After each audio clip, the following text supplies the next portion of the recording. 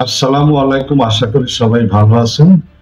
দুর্নীতি কাহাকে বলে শেখ হাসিনা এবং তার পরিবারের সদস্যদের দেখলে বোঝা যায়। ক্ষমতাচ্যুত সাবেক প্রধানমন্ত্রী শেখ হাসিনা, তার ছেলে সজীব ওয়াজেদ জয়, মেয়ে সাইমা ওয়াজেদ পুতুল, ছোট বোন শেখ রেহানা ও তাদের স্বার্থ সংশ্লিষ্টদের নামে বিভিন্ন ব্যাংকে থাকা ৩১টি হিসাব অবরুদ্ধের আদেশ দিয়েছে ঢাকার আদালত। এসব ব্যাংক হিসাবে মোট ৩৯৪,৬০,৭২,৮০৫ টাকা জমা দিয়ে রয়েছে। এ নিয়ে শেখ হাসিনা পরিবারের মোট অবরুদ্ধ টাকার পরিমাণ দাঁড়ালো ১,৪৯,৬৫,৭২,১১৮ টাকা। মঙ্গলবার ঢাকা মহানগর জ্যেষ্ঠ বিশেষ জজ জাকির হোসেন গালিবের আদালতে দুদকের আবেদনের প্রেক্ষিতে এই আদেশ দেওয়া হয়।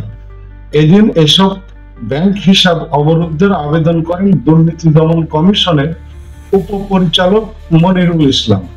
আবেদনে বলা হয়, অভিযোগ সংশ্লিষ্ট শেখ হাসিনা, তার ছেলে সজীব ওয়াজেদ জয়, তার মেয়ে সাইমা ওয়াজেদ পুতুল, তার ছোট বোন শেখ রেহানা সিদ্দিক ও তাদের স্বার্থ সংশ্লিষ্টরা বর্ণিত অ্যাকাউন্টে অস্থাবর সম্পদসমূহ অন্যত্র হস্তান্তর, স্থানান্তর বা বেহাত করার চেষ্টা করছেন।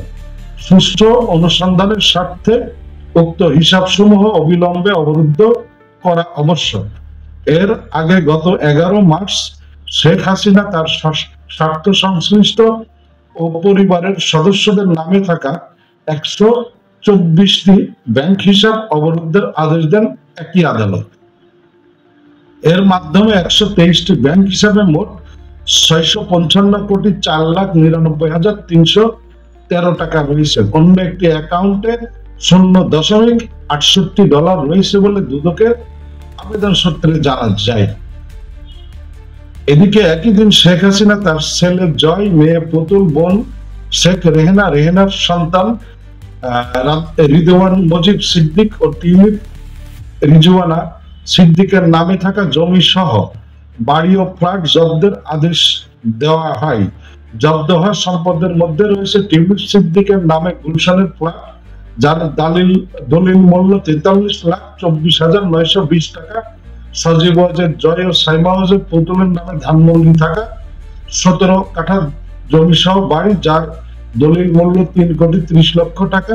রেহানা সিদ্দিকের জব্দকৃত সম্পদের মধ্যে রয়েছে গাজীপুরের কালিয়াকৈরে ৮,৭৫,৫০০ টাকার ৮.৫% জমি, একই জায়গায় ৩ লাখ টাকা মূল্যের ১.৫৫% জমি ও সেগুন বাগিচায় ১৮ লাখ টাকা মূল্যের ফ্ল্যাট। এছাড়াও রেহানার ছেলে রিদওয়ান মজিব সিদ্দিকের নামে গুলশানে থাকা ৬টি ফ্ল্যাটও জব্দের আদেশ দেওয়া হয়েছে। একটা ফ্যামিলির যদি এই পরিমাণ সম্পদ লাগে এবং থাকে, তাহলে সারা দেশের মানুষ কি করে খাবে? ভালো থাকবেন সবাই।